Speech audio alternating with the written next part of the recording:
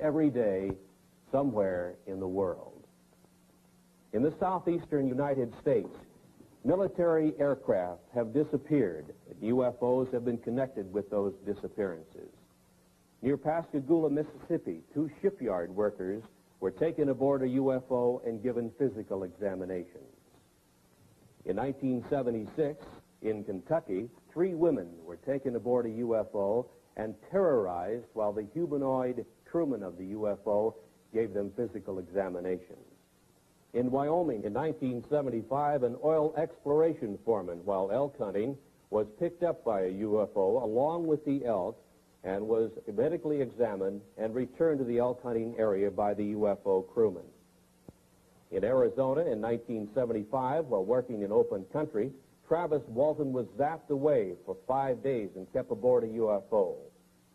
A few weeks previously, near Alamogordo, New Mexico, a member of the U.S. military was examined by the humanoid crewman of a UFO. Rather than reveal that fact, the U.S. military found duty for Staff Sergeant Charles L. Moody in Western Europe. Before the kidnappers of the UFO, humans seem helpless. The largest circulation newspaper in the United States offers a $1 million reward for decisive UFO information. According to UFO contactees, this is what a UFO humanoid crewman looks like. This is the best UFO photograph in the world. The military took it years ago and kept it secret. NASA reveals its UFO policy. NASA astronauts have seen UFOs. You learn for the first time what the Air Force Academy teaches its cadet officers about the reality of the UFO. You'll learn UFO fact, not science fiction. In a surprise ending, you'll see the answers to this incredible worldwide UFO mystery. The origin of the alien intelligences who are the overlords of the UFO.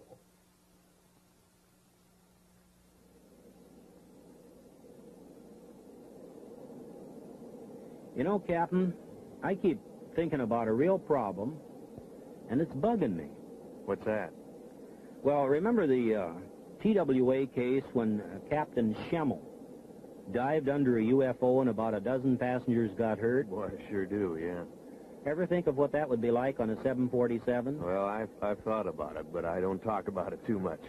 Well, we got 300 or 400 passengers and 20 stews moved around the cabin. Most of the passengers don't keep their seat belts fastened.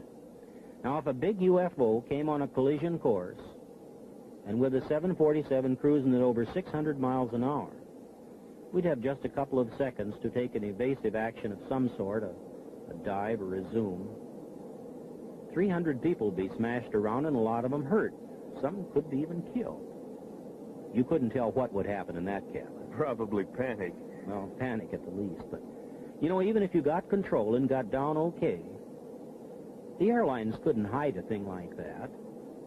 But the FAA doesn't want to hear about UFOs, and they don't tell us, that's for sure.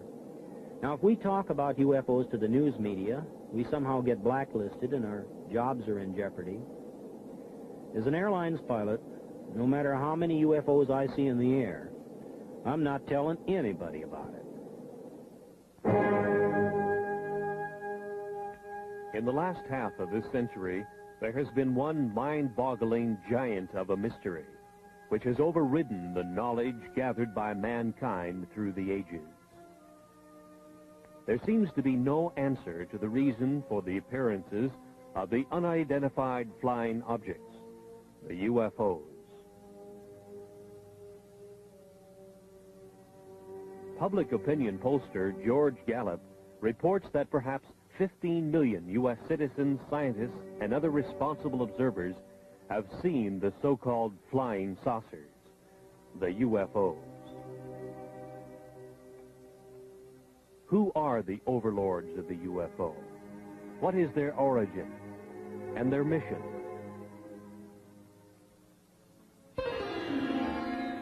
On July 31st, 1952, in the Italian Alps north of Milan, engineer Gianpietro Mongusi took these pictures of the landing of a UFO on the rough ice of the Churchill Glacier.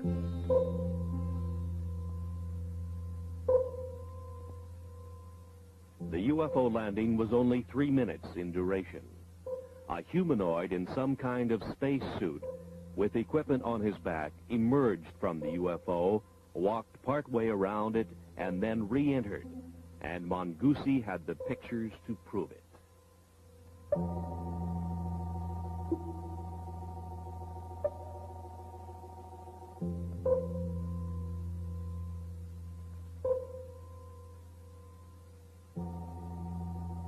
Verification of the origin of these photographs was made for the producers of this motion picture by a Swiss researcher and niece of psychiatrist Dr. Carl Gustav Jung, Miss Lou Zinstag. Since that time, world newspapers have made note of UFO stories in all degrees, from casual mention to news of an all-out UFO invasion. The mental health of UFO observers was questioned. From 1951, another photograph of a UFO from Riverside, California, showing the very significant bell-shaped configuration with 3 spheres projecting from its underside.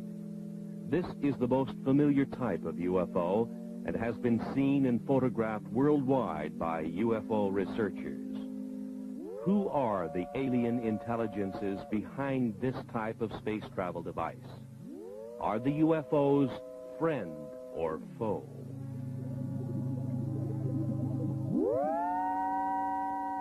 In 1973, another significant UFO picture shows not only the anti-gravity device operational, but also with it is a smaller degravitated sphere under the control of the alien intelligences of the UFO. Who are the overlords of the UFO?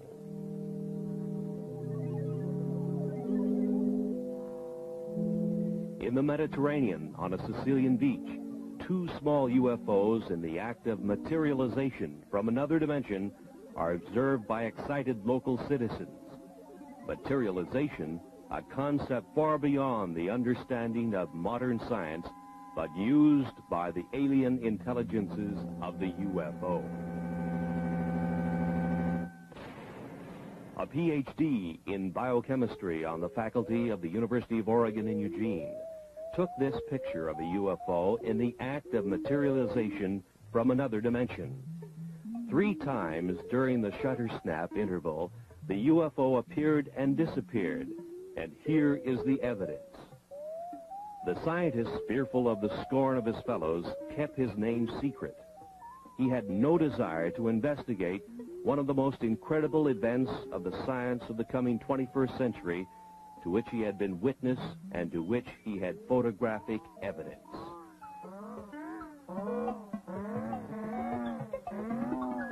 Kidnappings have occurred of military jets, people, and automobiles full of people. The military is helpless, and so are the police departments of the world. Where is the origin of the UFOs? UFO Quebec carried this sketch of a UFO humanoid crewman with a map of the star system in the vicinity of Zeta Reticuli, many light years away. This was indicated to UFO contactees Betty and Barney Hill. Is it truth, or is it a cover-up story? 2 UFOs over San Francisco, similar to UFO surveillance stories and photographs to come from every major city in the world.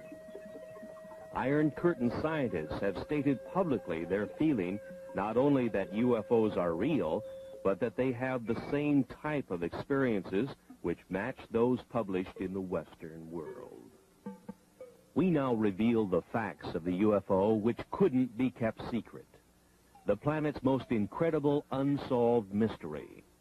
Despite the cover-up efforts of world governments, a world silenced by fear, and a helpless world military, private scientific investigators all over the planet have contributed the UFO evidence which we now reveal. The UFO, the secret that couldn't be kept, that can no longer be covered up. Mount Rainier in the state of Washington was the area where private pilot businessman Ken Arnold flying back to his Idaho home, first saw 9 disc-like flying objects on the sunny afternoon of 24 June 1947. They were moving at 1,500 miles an hour, a speed far exceeding anything we could put into the air at the time. When he landed his airplane at Pendleton, Oregon, he reported the sighting of inverted saucers moving at incredible speeds. The next day, on the radio news broadcasts and in the newspapers, the story sensationalized the term flying saucers. The previous summer of 1946, a member of the U.S. military encountered a giant UFO in a near-miss aerial situation, and the Air Force kept the threat to air safety secret. This event happened on the first day of August 1946 to the man second in charge of flight safety for the U.S. Tactical Air Command, Captain Jack E. Puckett. Captain Puckett's UFO encounter occurred about 30 miles from MacDill Air Force Base near Tampa, Florida, where his twin-engine C-47 airplane nearly collided with an airborne object about twice the size of a B-29 bomber, or about 300 feet long. His report further described the UFO as being cigar-shaped or cylindrical, and with what appeared to be glowing portholes. Governmental agencies have not responded to anxious questions from UFO observers. The Federal Aviation Administration has no UFO policy or opinion. The U.S. Air Force says it has aborted its UFO study program. No answer has been publicly given. UFOs still continue to be sighted worldwide.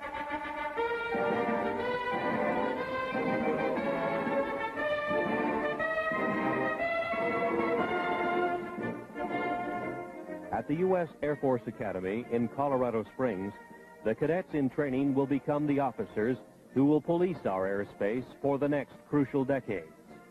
While in the air, in the most complex airborne machines that our engineering science can design, they will encounter the far more sophisticated UFO, which worldwide research has now shown can disable the most reliable electrical and electronic systems of an airplane.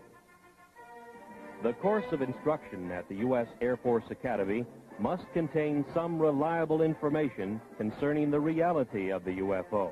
Of all government agencies questioned, the most responsive answer to that question has come from the Department of Physics at the Air Force Academy in a letter from its former director, Colonel Anthony J. Maione, who says in part, "In this text, an expanded section on UFOs and extraterrestrial life is included. The section attempts to provide a hopefully unbiased summary of UFO information and concludes, the best thing to do is to keep an open and skeptical mind and not take an extreme position on any side of the question." To further expand on the background we hope our graduates will have, we invited and had Dr. Stanton Friedman visit with us last April. During his visit, he presented 2 large audience lectures and 2 seminars, essentially in support of his subject, Flying Saucers Are Real. I hope you gather that we do make a continuing and real effort to provide our students with all views of current topics. They are expected to come to their own mature conclusions based upon the broadest foundation of knowledge and information that we can provide. Yours truly, Anthony J. Maione, Colonel, United States Air Force, Professor and Head of the Department of Physics. He tells of the text, Introductory Space Science, and reveals exactly what the cadets at the Academy are being taught about UFOs today.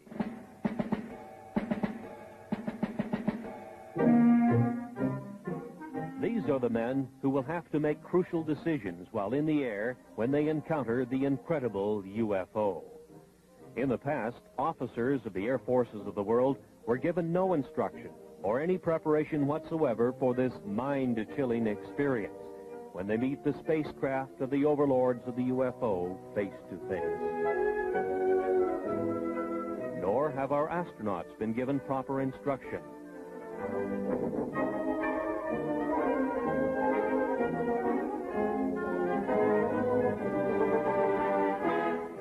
From Introductory Space Science, Volume 2, page 466.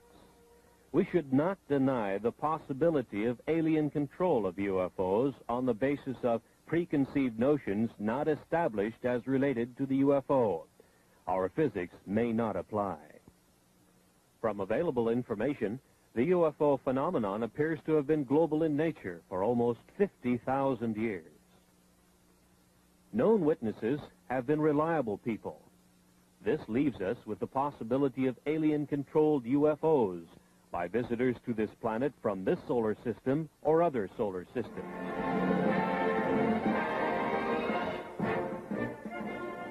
The existence of at least 3 or possibly 4 different groups of aliens, possibly at different stages of development, which implies the existence of intelligent life on the planets in our solar system, or a surprisingly strong interest in Earth by members of other solar systems, the Air Force Academy text admonishes its officers in training to keep an open mind on the baffling subject of unidentified flying objects.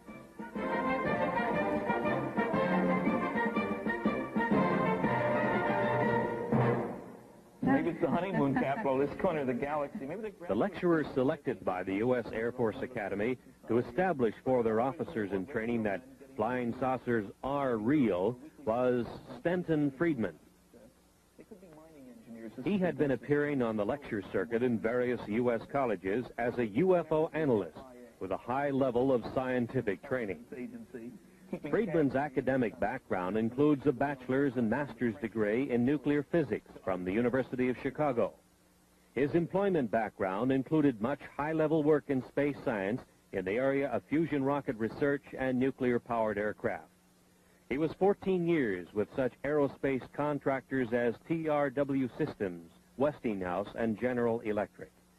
He says UFOs are the most challenging scientific problem of this or any other age. He made the following statements in public in Seattle, Washington, the home of one of the world's largest aerospace manufacturers, Boeing. The government has never really said what it's been credited as saying, that there are no flying saucers. They really word their press releases very carefully. The press takes it that last step. I think every government in the world has 3 major problems along these lines with regard to UFOs. One, they'd like themselves to figure out how it works, because it makes a great weapons delivery system. It makes anything worth flying look pretty naive by comparison. 2, you'd want to make sure that the other guy doesn't figure out how to duplicate their behavior, because then you have a defense problem. If he's got something that flies like these things, we got a problem because we can't handle it. And 3, perhaps most important, a kind of philosophical political problem. As soon as it becomes obvious to the people on the planet and widely accepted that flying saucers are real and from off the Earth, there's going to be a push for a view of man as Earthlings, the people on this planet. Instead of I'm an American or Russian or Chinese, I'm an Earthling. There is no government that wants its citizens to owe their primary allegiance to the planet as opposed to the country. Nobody wants to give up their power. And you know, all these jokes about take me to your leader, that's wishful thinking. What's funny about those is that there is no leader to be taken to. There's nobody who speaks for planet Earth. So there are enormous political problems with anybody saying, yes, there's somebody out there and he's coming here and he doesn't want to talk to me as a representative of the planet. How do we choose who speaks for the planet? I don't know.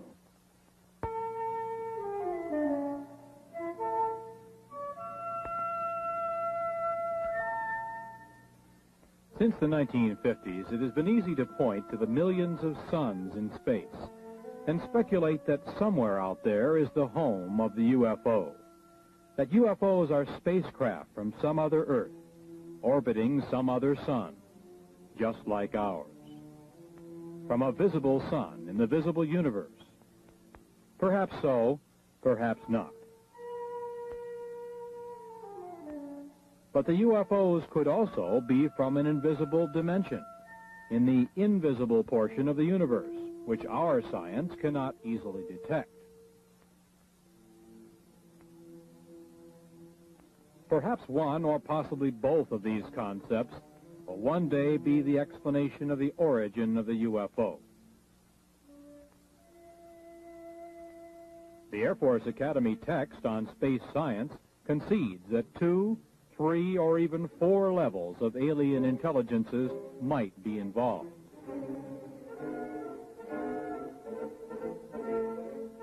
NASA at the Johnson Space Flight Center near Houston, Texas, only concerns itself with the visible universe, with aerospace contracts administering the manufacturing of visible metal vehicles, making visibly televised trips in the Earth-Moon area, and with probes within the solar system by unmanned devices.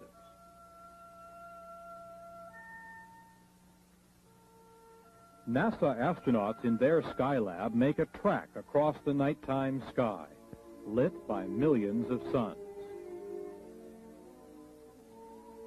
The activities of the astronauts are minutely planned and carried out, but the framework is that of Earth science as we understand and engineer its applications.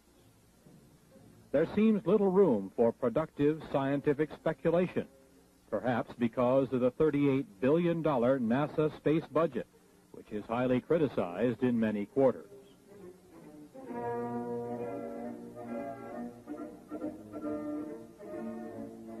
It is difficult to explain why the planners of NASA's space program would refuse to admit the spacecraft capabilities of the alien intelligences who built this device, first seen over the Korean battle area in 1952 and photographed by the U.S. military.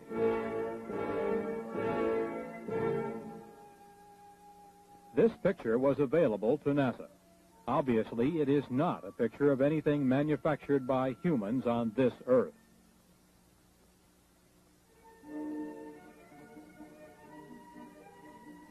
It was classified then and now as an unidentified flying object, a UFO. Can we now identify it? Is this actual photographic evidence that proves that alien intelligences use a spacecraft like this to travel from their dimension to our reality? Is a Watergate-type scientific cover-up involved? Let's now examine that possibility.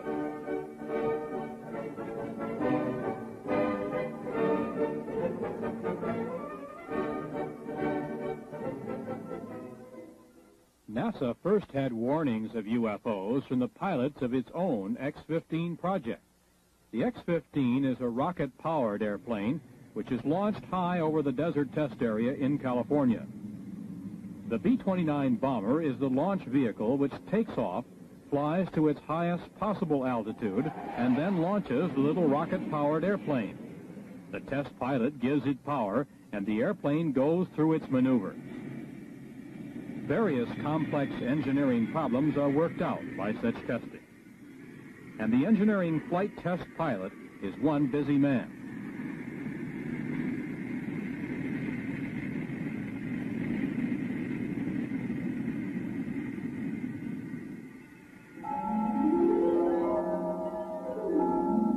But on May 30th, 1962, test pilot Joe Walton photographed 5 disc-like objects from the X-15 rocket test airplane. The UFOs were very similar to the disc-like objects seen over Mount Rainier 15 years earlier by Ken Arnold. NASA made no public mention of what the discs were, their origin, or any scientific speculation whatsoever about this observance of their X-15 project by intelligences of the UFO. On July 17th of that same year, this time at an altitude of about 58 miles, test pilot Bob White noted that he had UFO company and photographed unexplained objects even closer to his X-15. Across the nation, news headlines state that 26 astronauts have seen and photographed UFOs. The public is puzzled by NASA's silence on the subject. The producers of this motion picture were answered on 2 occasions by high public affairs administrators of NASA, who stated, "It's not in our charter to investigate the UFO."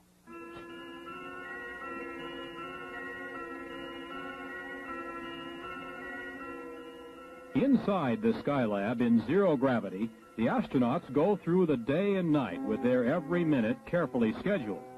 The scientific experiments are in almost every instance planned, not to open new areas of the unknown in cosmic science, but to reinforce the ideas we already hold regarding the reality of the universe.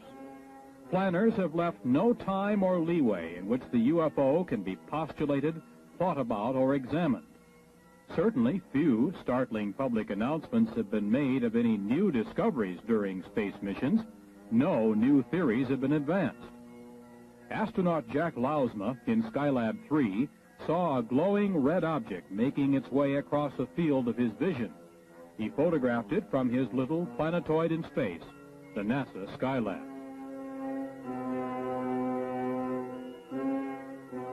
It could have been explained as a meteor glowing red in space, except that there is no atmosphere in space whose friction could heat a meteor to a red glow.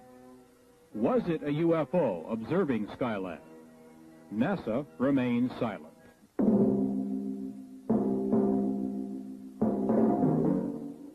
Complex instrument packages such as Explorer 10 vanish in space. Launched on the 25th of March, 1961, it disappeared, although its life expectancy was over 100 years. Perhaps some alien intelligence is examining this complex NASA space device. NORAD cannot find it, and it is not transmitting. It just disappeared.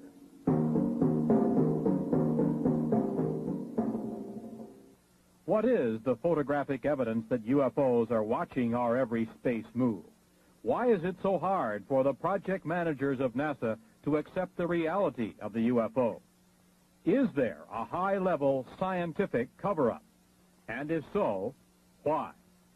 Governments are charged with upholding the law, and no law on Earth is more basic than the law of gravity.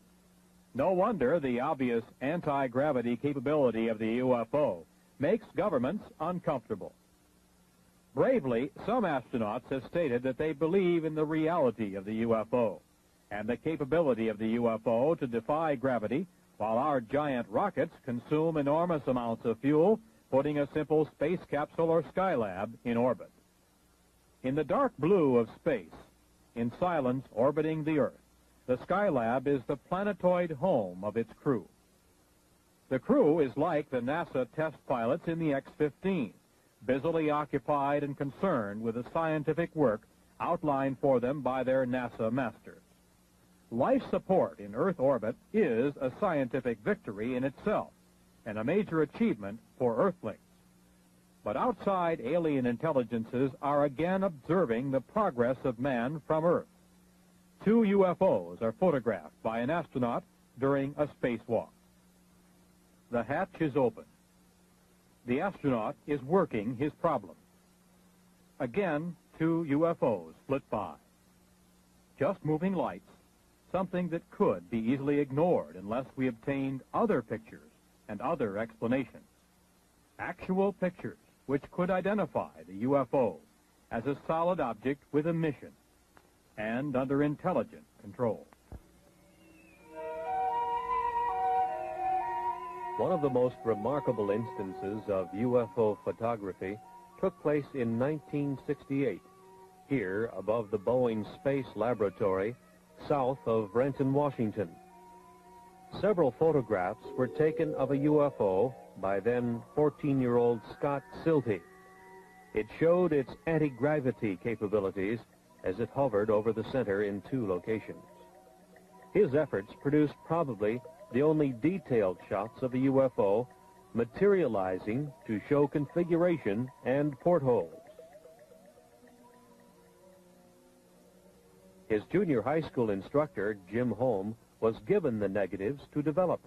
Holm said he didn't know what to expect, but became a believer when he saw what the young Silty had apparently captured on film. When they came in that morning and they said, hey, we got the pictures we were talking about, naturally, you know, junior high students, you're a little bit reluctant to believe everything they say.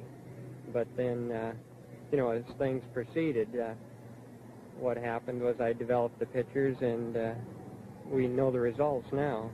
What is your impression of what that object is?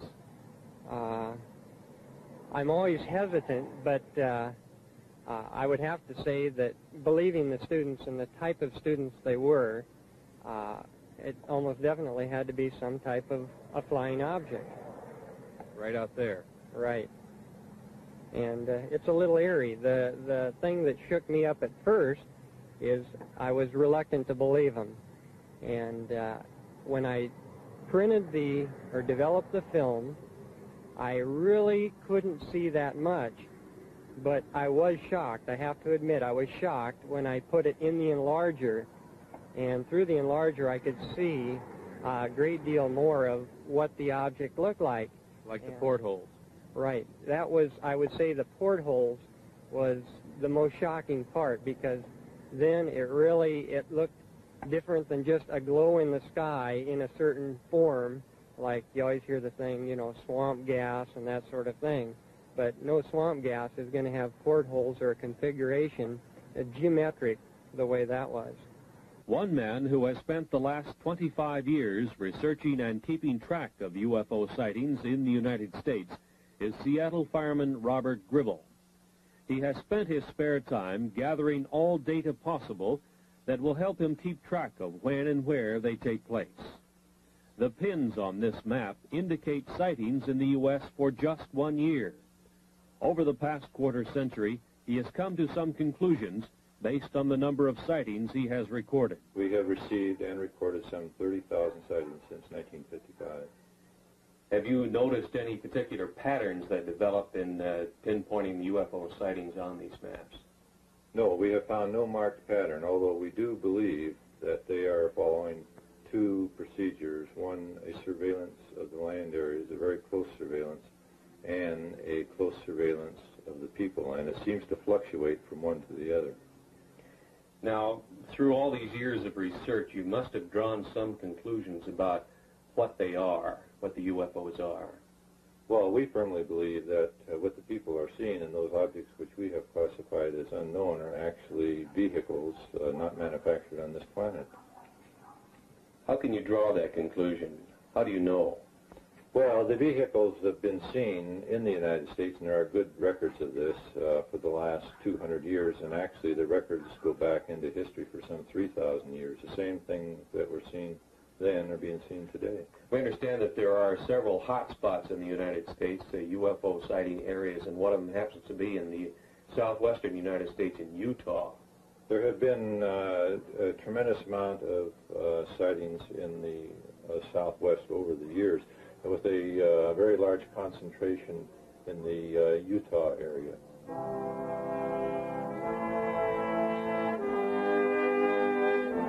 The Canadian UFO Report was one of the initial UFO publications to headline the story of the possibility that much of the early Mormon history tells of a contact with an alien intelligence, the angel Moroni.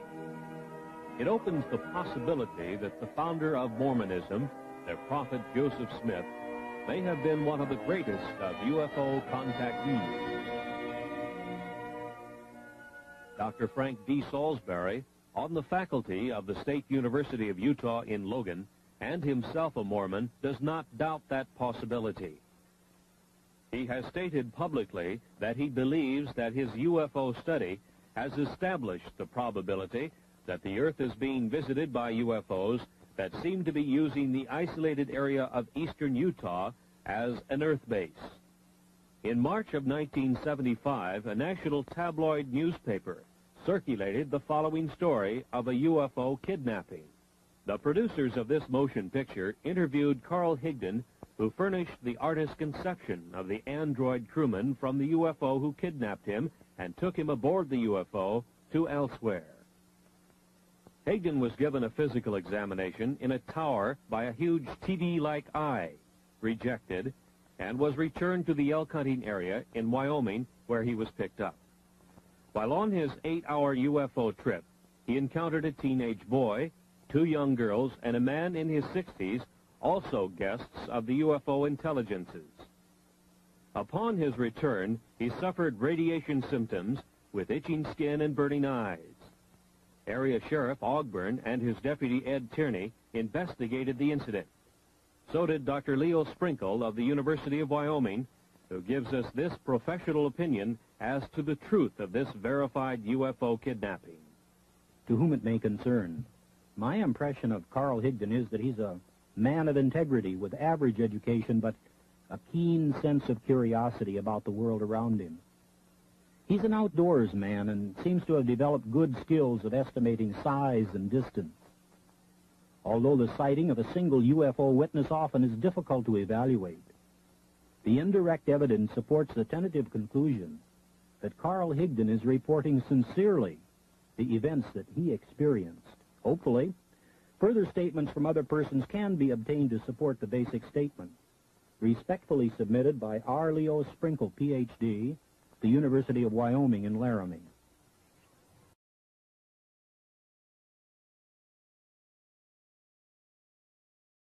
Reached a high level in the November, December, and January period of 1975 and 76, with police departments reporting large cigar-shaped UFOs and other UFO types of spacecraft hovering for days at a time over cities in this area. 5 witnesses working in the open country around Snowflake and Holbrook in northeast Arizona had the most incredible personal UFO experience story to tell and passed lie detector tests in their telling of it before police and psychiatrist witnesses. 22-year-old Travis Walton suddenly disappeared one morning as the group was working in the open country. Dwayne Smith, Kenneth Peterson, Alan Dalis, Mike Rogers, and John Golette were involved in the significant UFO kidnapping incident in which a greenish-blue light originating from a UFO overhead zapped Travis Walton into an invisible dimension from which he returned 5 days later. His brother tells of the incident. He spent 5 days on a UFO, he thinks. Now, there is some small time loss in there. But for all intent and purposes, he spent 5 days on there. He did come in contact with some beings that are human-like, but they weren't human. And he had quite an experience. He said he doesn't remember anything about a blue light in the first encounter last Wednesday. The blue light that they saw, he said, at that instant, he felt like he got hit in the forehead with a baseball bat, and it knocked him out. And he woke up. He was aboard one of the craft. And they never spoke to him. They led him around by the hand. They wouldn't talk to him. They showed him this and that. And when they let him off, he woke up. Did he say they were friendly creatures? Smiled all the time, friendly. Never harmed him. They were just as nice as they could be. But there was a total lack of communication, either verbal or mental. And he said that's what made him so upset, that he couldn't speak with them. That's what he was very, very disgusted about. That nervous and just plain disgust. The chance of a lifetime, and they wouldn't cooperate. Obviously, Dwayne, you know your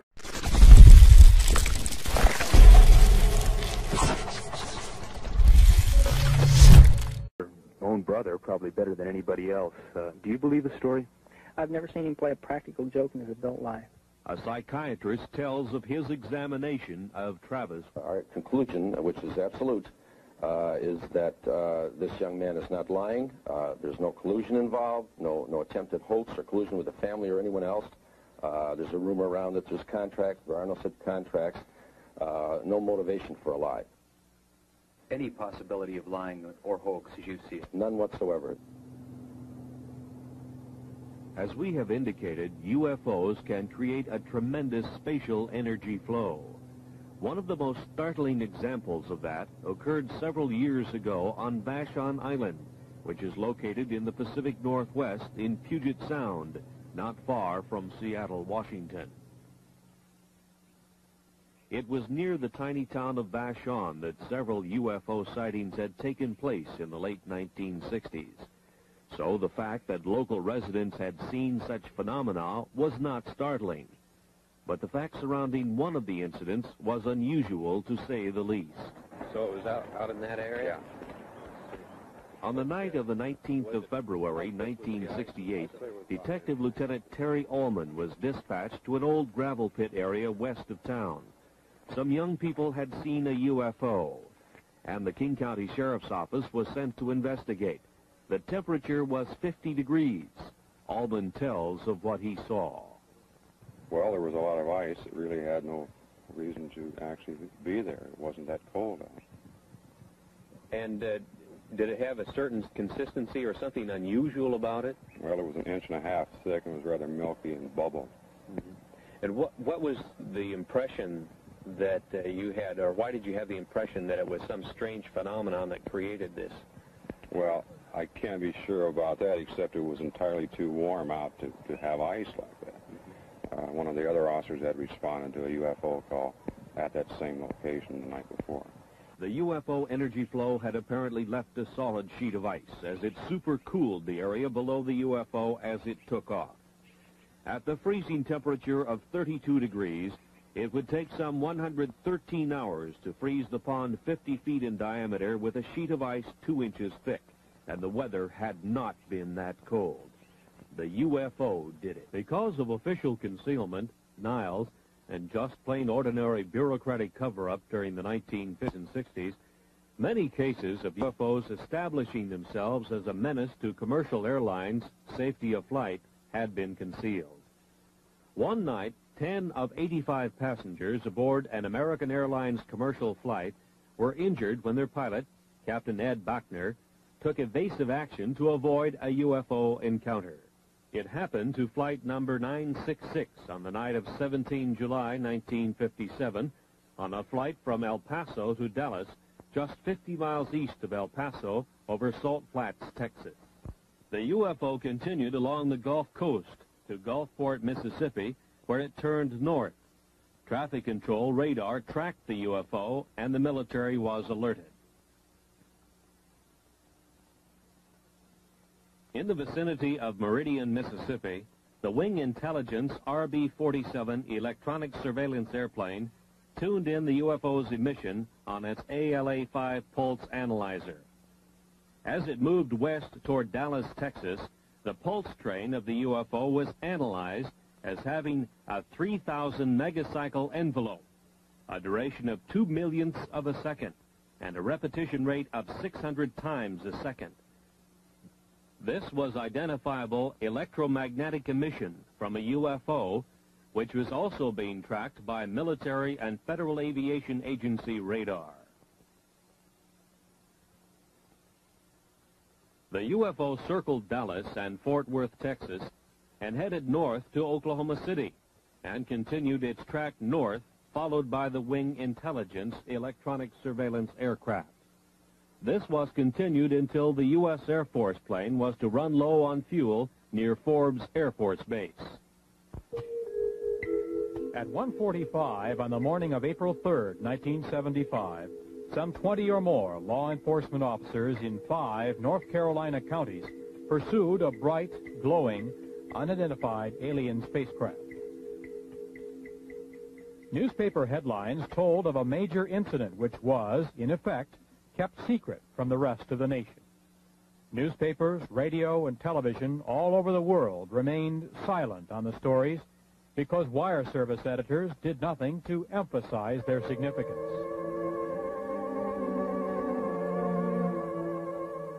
From police descriptions, the artist has been able to draw the lighted V-shaped UFO which appeared.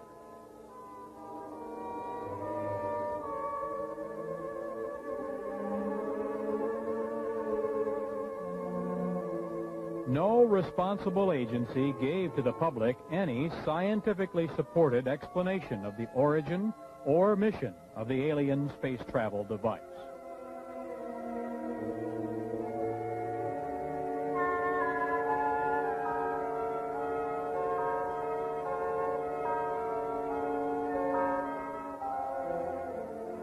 The story was much the same 2.5 years earlier in Pascagoula, Mississippi.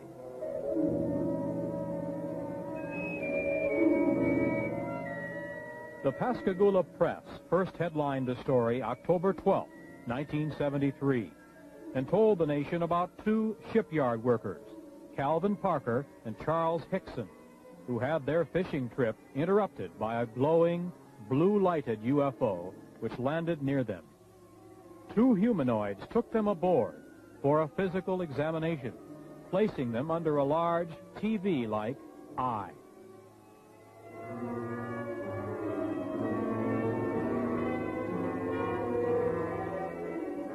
Scientists were quoted as saying that the UFO report was true.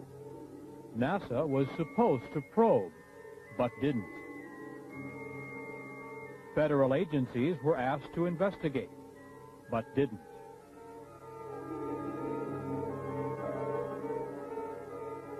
Hickson said the creatures from the UFO seemed friendly, but that they acted controlled, as if they had a specific thing to do and did it.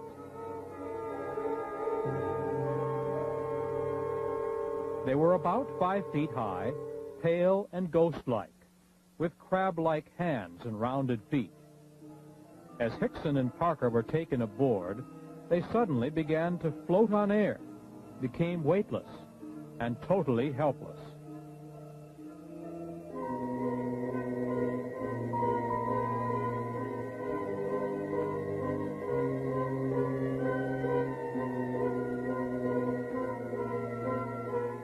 In the Gulf South, from Louisiana to Florida, hundreds of reports to police and sightings by police officers told of UFO activity that same night.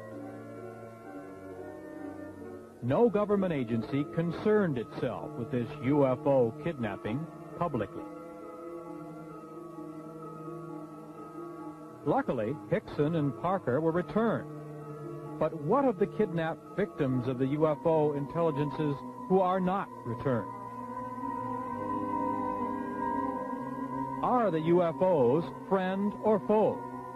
Or are they conducting a project in which humans become nothing more than guinea pigs? This is serious speculation. Kidnapped victims seem to end up on a missing persons list, and no agency on Earth can locate them. The alien intelligences of the UFO are from somewhere, either in our dimension or from another dimension, which is difficult for anyone to detect. Misunderstanding the complete dominance of man by the UFO intelligences led the city fathers of Ocean Springs on the Gulf Coast to seriously decide to solve the problem by passing a law prohibiting the landing of UFOs in that area. Alderman William F. Dale, Jr. thought the local police should be able to handle it. It almost became a law, but the mayor of Ocean Springs, Tom Stennis, broke the tie vote. He said, "Let's make them welcome." As yet, no world governmental agency has demonstrated the power either to make UFOs welcome or to combat their landings and possible kidnapping. It's obvious that humans are helpless.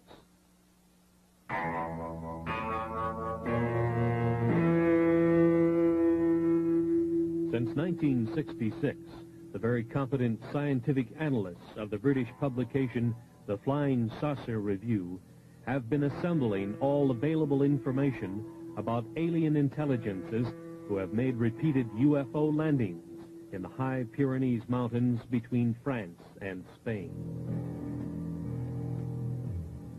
So have the defense authorities of both nations. The UMO intelligences claim they come from what we know as Star System Wolf 424, some 14.6 light years from Earth, 90 trillion miles. Near their home planet, their UFO space travel device enters a black hole in space.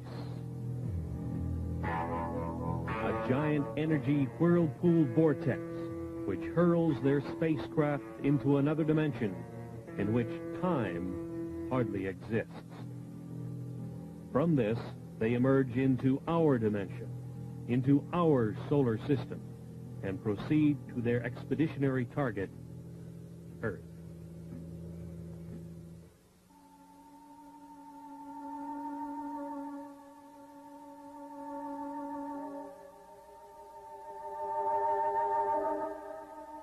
Later, the UMOs were to tell the European investigators that the universe was at least a 10-dimension unity. Perhaps even more, they were not certain. But they knew of and used at least 10 dimensions of reality. Each reality was separate from each of the others. Each of the 10 realities had its own rules of energy manipulation.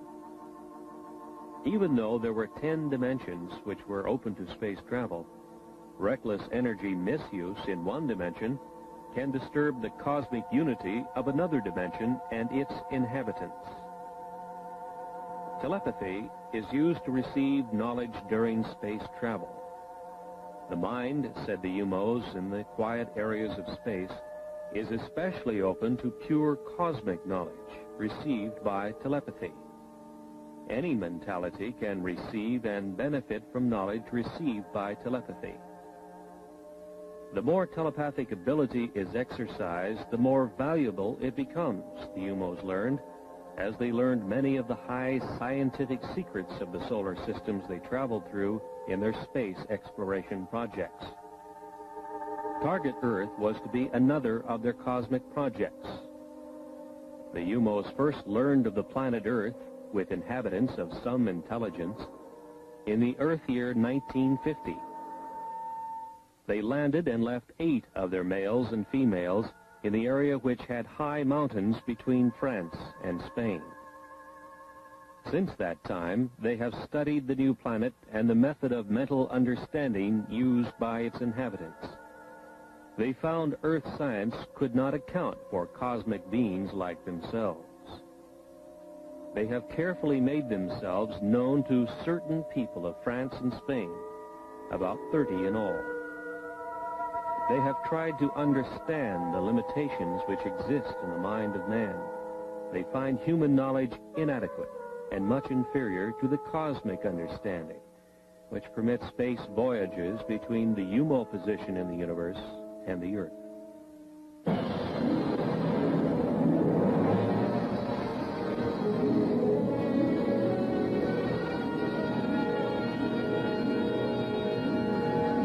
At 800,000 miles, Jupiter looks to the Earth-developed eye like this. To the UMO, perhaps different. Jupiter's moon, Ganymede, is some 8,000 miles away and moves in its orbit. Its diameter, 3,000 miles. The UMO intelligences took a heat measurement of the Jupiter hotspot. They compared the measurements to that of the surface of their sun and found it about the same. The other Jupiter moons were identified: Europa, Amalthea, Callisto, as they were named by Earth astronomers.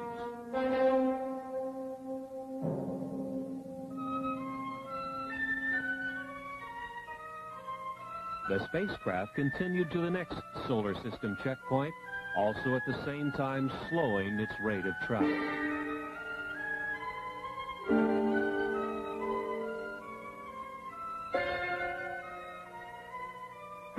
Saturn was identified with its strange moon, Titan. Titan rolled along the equatorial plane of Saturn like a wheel on a road. The UMOs identified its atmosphere, methane. In the vicinity of Saturn, they tuned to the history and the totality of knowledge of the solar system, accumulated since the time the sun was born. Knowledge lost, and knowledge still used, and knowledge to be rediscovered. It was from this Saturn knowledge store that the UMO intelligences learned of humankind's achievements and failures. They learned, too, of the state of development of the plant and animal life and all details of Earth and the other planets. They continued their journey past Saturn, its bright rings shining a dark space blue in the Titan sky.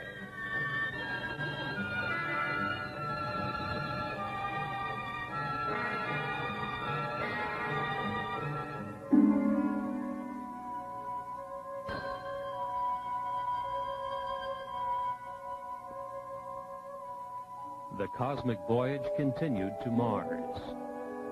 A close look at Mars revealed snow at the base of its mountains of Mitchell. On Mars, with its thin atmosphere and low water vapor content, the snow behaves differently than on mountain peaks on Earth.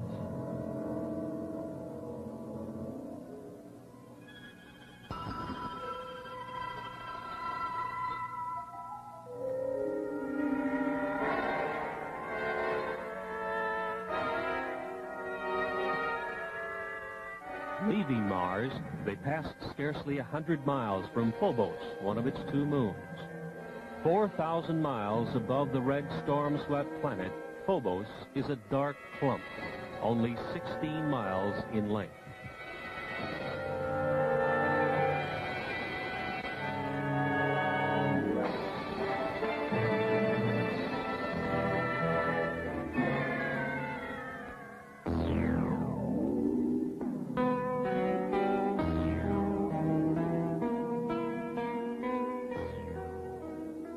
The final checkpoint of the cosmic voyage brought a strange and beautiful sight. Their project destination, Earth, was eclipsing its own sun, and they passed over the Earth's moon just beneath. They had come nearly 90 trillion miles, 14.6 light years. Elapsed Earth time